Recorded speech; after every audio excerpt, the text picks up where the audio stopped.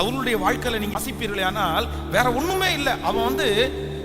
அவன் பண்ணது தப்பு அப்படின்ற ஒரு நிமிஷத்துல, ஐயோ ஐயா சாரியா, வேற வழியே இல்லை எனக்கு, என்னமோ இப்படி நடந்து போயிருச்சு, நீங்க வரது ரொம்ப லேட் ஆயிருச்சு, நான் செய்யக்கூடாதுதான், ஆனா நான் துணிகரமா இதை செஞ்சுட்டேன், தப்பு, நான் மன்னிப்பு கேட்கிறேன் அப்படின்னு மனசார மன்னிப்பு கேட்டிருந்தான் அப்படின்னா அவனுடைய ராஜ்யபாரம் நின்றுருக்கும். ஆனா பண்ண தெரியுமா, மன்னிச்சுங்க, ஆனா அவனுடைய மனசு என்ன சொல்லுது அப்படின்னா, நான் கிங், அது என்ன பெரிய ரூல்ஸ், நீங்க வரது லேட் ஆயிடுச்சு, நீங்க சொன்ன டைம் வந்துட வேண்டியதானே, நீங்க எதுக்கு லேட் பண்ணீங்க, என் மேல நியாயம் இருக்குது.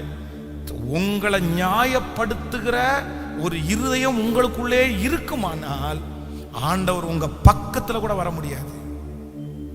வாலிப தம்பி தங்கச்சி, நியாயப்படுத்துகிற அந்த சுபாவம் உனக்குள்ளே இருக்குமானால், நான் பண்ணது சரி, நான் பண்ணது தப்பு இல்ல, எல்லாரும் பண்ணலையா, நான் பண்ண, அது ஒன்றும் பெரிய விஷயமே இல்லை, இது என்ன தலை போற விஷயமா அப்படின்னு நீங்க நியாயப்படுத்தினீர்களே ஆனால், நிச்சயமா சொல்றேன், ஆண்டவர் உங்க பட்சத்துல இருக்கவே மாட்டார்.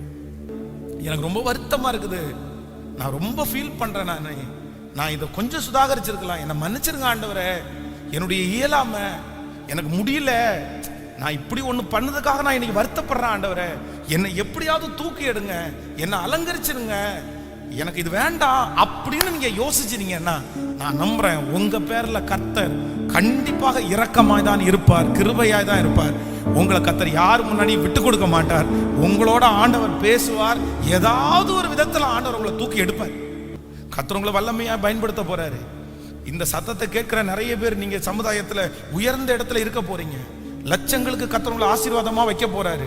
உங்களுடைய கை அசைவு நிமித்தமா அற்புதம் நடக்க போகிறது.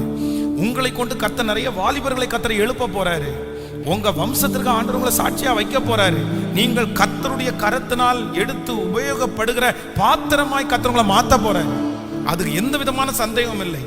எப்பொழுது அப்படின்னு சொன்னா, ஒன்னே ஒண்ணு, ஆண்டவரே நான் ஒண்ணு ஒப்பு கொடுக்கிறேன், எந்த கேள்விக்கும் என்ன இல்லைன்னா இடமே இல்லை, நான் ஆண்டவருக்கு அடிமை.